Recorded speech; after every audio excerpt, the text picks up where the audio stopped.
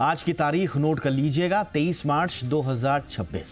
Iran, Israel और America के बीच पिछले 24 दिनों से जो युद्ध चल रहा था, जिसमें मिसाइलें ही बातचीत की भाषा बन गई थी, वहां आज शाम होते होते अचानक एक अजीब सी खामोशी छा गई है। दुनिया जिसे तीसरा विश्व युद्ध कह रही थी, वहां से खबर आई कि डोनाल्ड ट्रंप ने ईरान के ऊर्जा ठिकानों पर होने वाले अमेरिकी हमलों का जो अल्टीमेटम दिया गया था, उसे 5 दिनों के लिए टाल दिया है। डोनाल्ड ट्रंप ने खुद सोशल मीडिया ट्रुथ पर इसका ऐलान किया। ट्रंप के इस ऐलान के साथ ही बाजार में जारी तनाव के बीच राहत का मानो एक झोंका सा आया।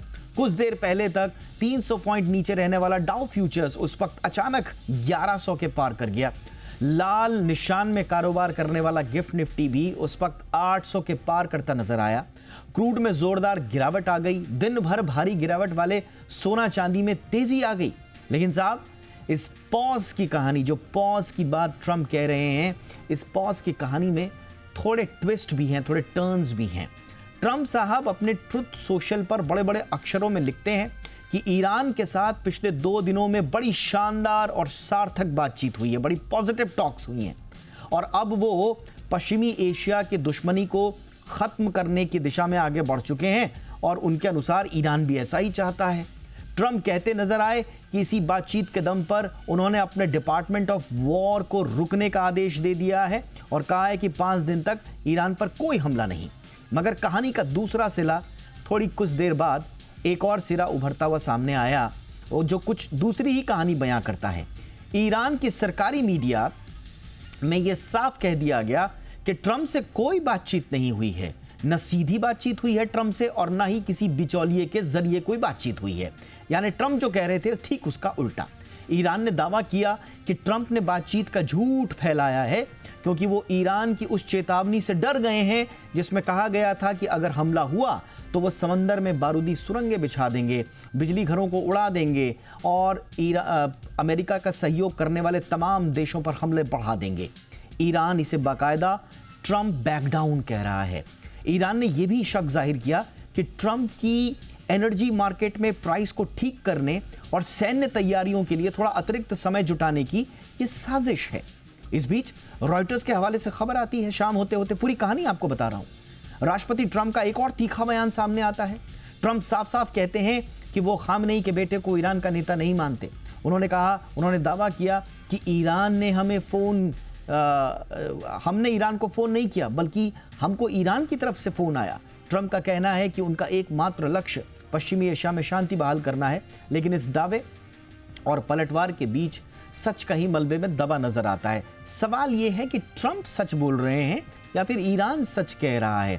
लेकिन मार्केट्स और जो जानकार हैं वो इसे थोड़ा सा इस तरह से भी देख रहे हैं, चाहे कोई भी सच या झूठ बोल रहा हो। लेकिन इतना तो तय है कि परेशान दोनों हल्के हैं, खासतौर से ट्रंप दबाव में है, और इसीलिए भले ही ईरान की ओर से रिक्वेस्ट आई हो या ना आई हो, लेकिन ट्रंप के दिल में शायद एक पॉज की भावना थी, जो उन्होंने आज अपने ट्रुथ सोशल मीडिया पर जिस भी बहाने से, या हो सकता है सच्चाई भी हो, ये अब थोड़ा सा विश्लेषण का मौका आ गया है, लेकिन 5 दिन का पॉज एक बड़ी कहानी की बात भी कह रहा है। कुल मिला के खाड़ी में शांति सच है या भ्रांति, इसी पर आज हम बात कर रहे हैं। मेरे साथ खास मेहमान जुड़ चुके हैं। डॉक्टर अरविंद गुप्ता हमारे साथ जुड़ चुके हैं, डायरेक्टर हैं विवेकानंद इंटरनेशनल फाउंडेशन के। बहुत बहुत स्वागत है डॉक्टर गुप्ता आपका हमारे शो पे। Good evening sir. हमारे साथ हैं प्रोफेसर स्वर्ण सिंह, प्रोफेसर हैं इंटरनेशनल स्टडीज़ के जेएनयू में। बहुत बहुत स्वागत है प्रोफेसर स्वर्ण सिंह सर। गुड इवनिंग आपका हमारे शो पे।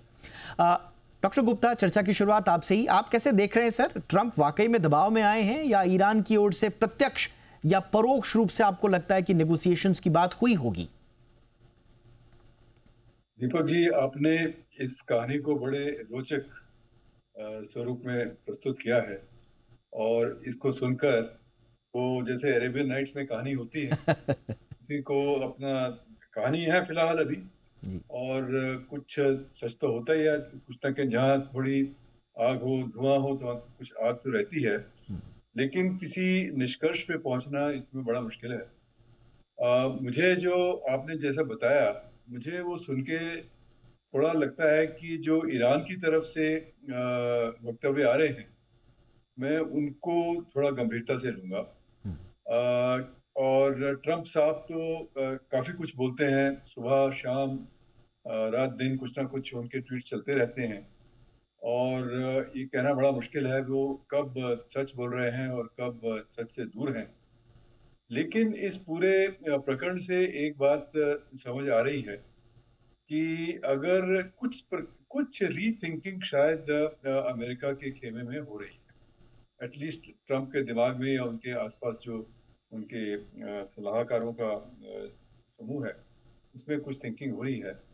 क्योंकि अगर आप पिछले 3 हफ्ते की लड़ाई का एक आकलन करें, तो ये ईरान को झुकाने का और उनका जो एक रिजीम चेंज का एक लक्ष्य था, वो तो पूरा हुआ नहीं। बल्कि ईरान की जो स्ट्रैटेजी थी कि किसी प्रकार से वो सर्वाइव करे और दुनिया भर के लिए इस कॉस्ट को बढ़ाए।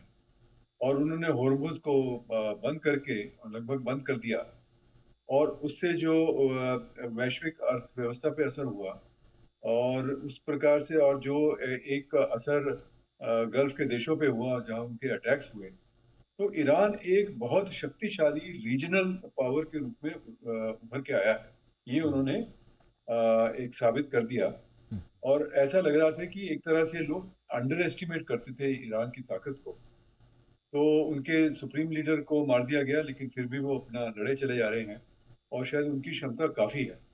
और अमेरिका शायद इस लड़ाई को इतना लंबा सस्टेन नहीं कर पाएगा क्योंकि कई प्रकार के दबाव, खासकर हॉर्मुज़ का दबाव जो है वो उनके ऊपर पड़ रहा है।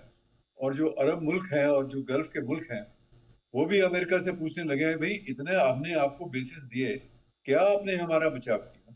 वो तो बल्कि तबाह हो रहे हैं वो। और ईरान के साथ जो है अभी और ऐसी लड़ाई चली कुछ और दिन, तो ये गल्फ के देश जो अभी थोड़ा ईरान को कंडेम कर रहे हैं, क्रिटिसाइज कर रहे हैं, हो जी। सकता है उनको भी ईरान से बात करनी पड़े। तो हम्म। इस समय मुझे लगता है कि मैं ईरान का जो वक्तव्य आया है, उसको मैं गंभीरता से लूंगा। ऑल राइट, तो आप कह रहे हैं आपके आकलन के अनुसार ईरान जो बात कह रहा है उसमें ज़्यादा वजन नज़र आ रहा है। प्रोफेसर स्वर्ण सिंह सर, आज ट्रम्प साहब के जो मुसलसल जो बयानात आ रहे हैं उसमें एक बड़ा महत्वपूर्ण बयान उनका अभी कुछ देर पहले का है, जिसमें वो कह रहे हैं कि साहब रविवार से बातचीत शुरू हुई थी, देर शाम तक हमने जारी रखी उसको, दोनों पक्ष डील चाहते हैं और आज भी हो सकता है कि बातचीत हो उस पर। एक बड़ी बात जो अमेरिका और इजराइल कुछ दिनों पहले तक ये कहते थे कि साहब आप अयातुल्ला खामेनी के बाद आप किसी को भी सुप्रीम लीडर बना दीजिए, हमारे टारगेट पर वो रहेगा और हम उसको खत्म करेंगे। आज ट्रम्प साहब का बयान आता है कि सुप्रीम लीडर के बेटे से हमारा कोई संपर्क नहीं हो पाया, अलबत्ता वो कहते हैं कि साहब हम तो उनको मानते नहीं है सुप्रीम लीडर, बट मैं नहीं चाहता कि उनकी हत्या हो। अब यहां तक बात आ गई है कि वो सुप्रीम लीडर जो भी वो माने या ना माने उसको, लेकिन एक तो उनकी हत्या नहीं चाहते, दूसरा वो कह रहे हैं कि भाई हमारी ये 2 दिन से पहले तो यही बताएं सर कि आपके अनुसार ये 2 दिन से बातचीत किससे कर रहे हैं ट्रंप? ये उनकी खमख्याली है, ये उनका भ्रम है, या सच में बातचीत हो रही है?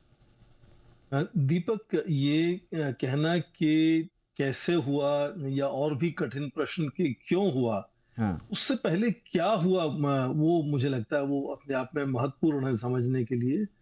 तो सबसे पहली बात तो ये है कि आज पहली बार राष्ट्रपति ट्रंप जो लगातार भयावह युद्ध को और बढ़ाने में, विनाश को और बढ़ाने में लगातार धमकियां देते थे, पहली बार उन्होंने युद्ध को सीमित करने की बात की। युद्ध को समाप्त करने की बात नहीं कही, उन्होंने युद्ध को सीमित करने की बात कही कि जो शनिवार को उन्होंने अल्टीमेटम दिया था कि 48 घंटे में यदि ईरान स्ट्रेट ऑफ हॉर्मुज में जहाजों का आवागमन बिल्कुल उसको उतना आसान नहीं कर देता, तब हम उनके जो पावर प्लांट्स हैं उन पर लगातार हमला करेंगे और सबसे बड़े पावर प्लांट पर सबसे पहले हमला करेंगे।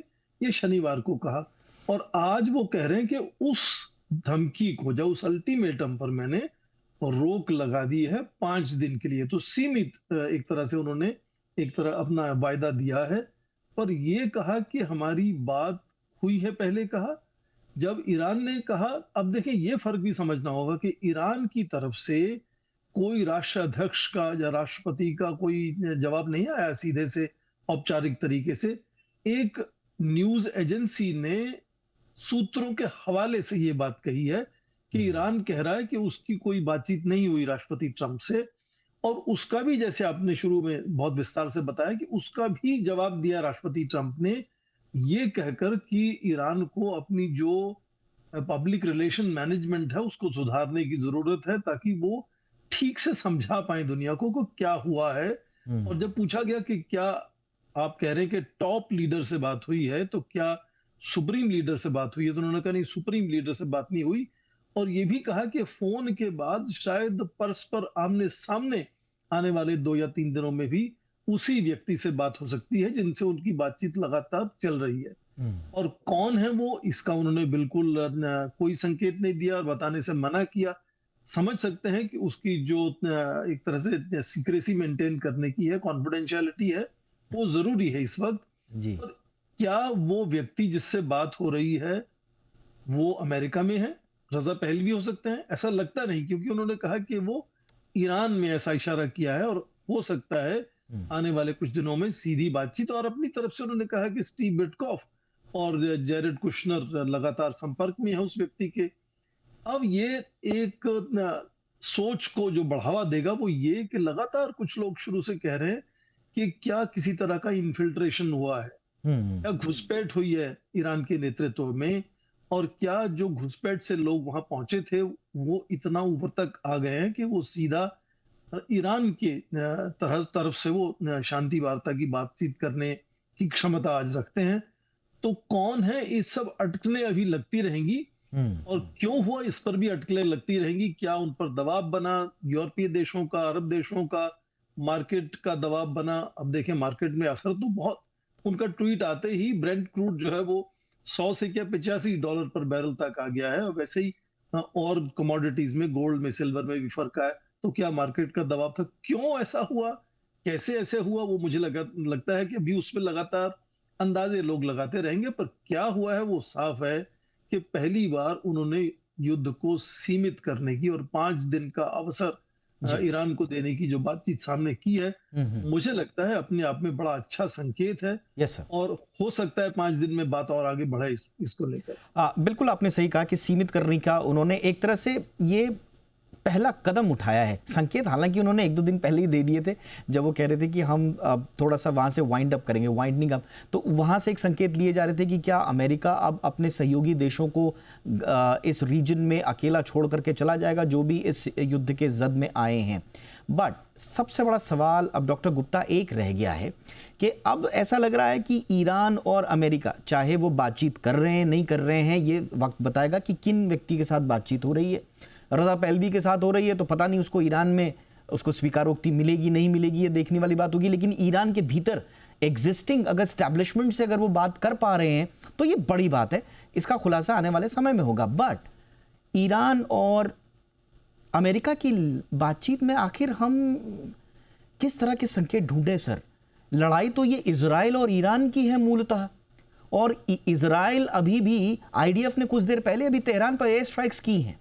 तो ऐसा लग रहा है कि इजराइल इस फैसले को ना स्वीकारोक्ति दे रहा है और ना वो इससे खुश है। तो जो मूल दो धुरियां हैं अगर इस युद्ध की, उनमें से अगर एक तैयार नहीं है, अमेरिका के तैयार होने से क्या हो जाएगा सर? ये मुझे तो लगता है कि ईरान भी शायद इस युद्ध से अभी निकलने के लिए तैयार नहीं है। अच्छा।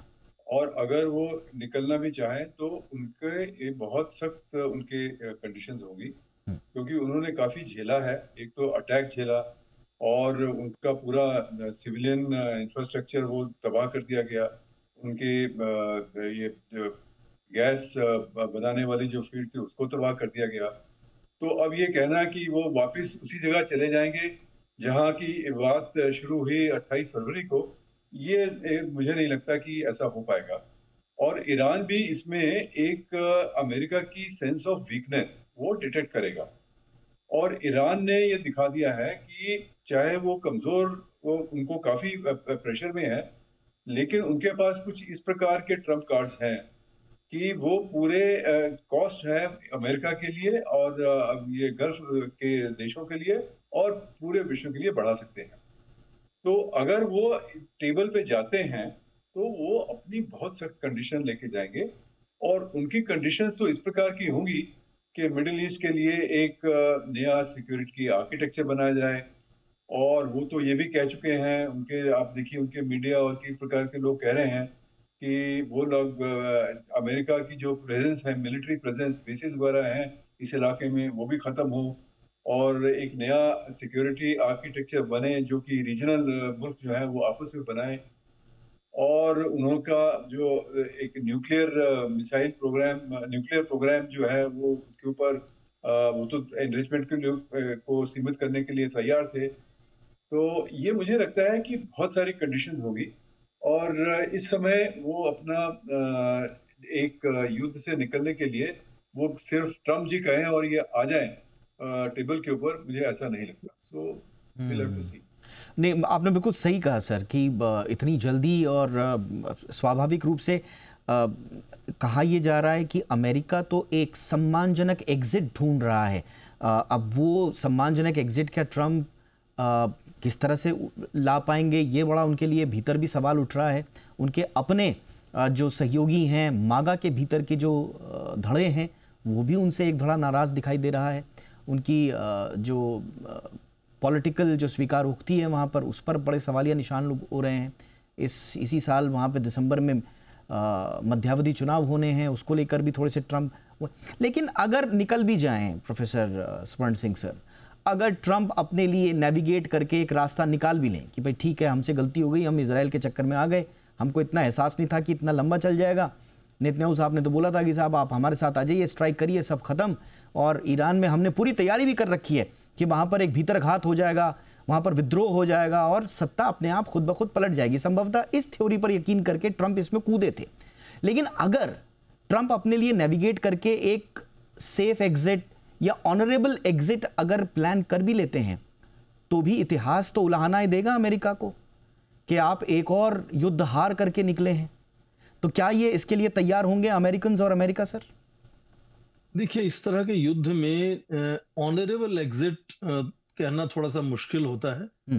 फेस सेविंग संभव हो सकता है कि आपने किसी तरह से बात को खत्म करने की कोशिश की और दोनों देशों ने अपनी अपनी जीत का एक तरह से जश्न मनाया और युद्ध को समाप्त किया, या कहा कि लगातार बात चलती रहेगी, बातचीत हो सकता है 6 महीने साल तक चलती रही, ये भी हो सकता है।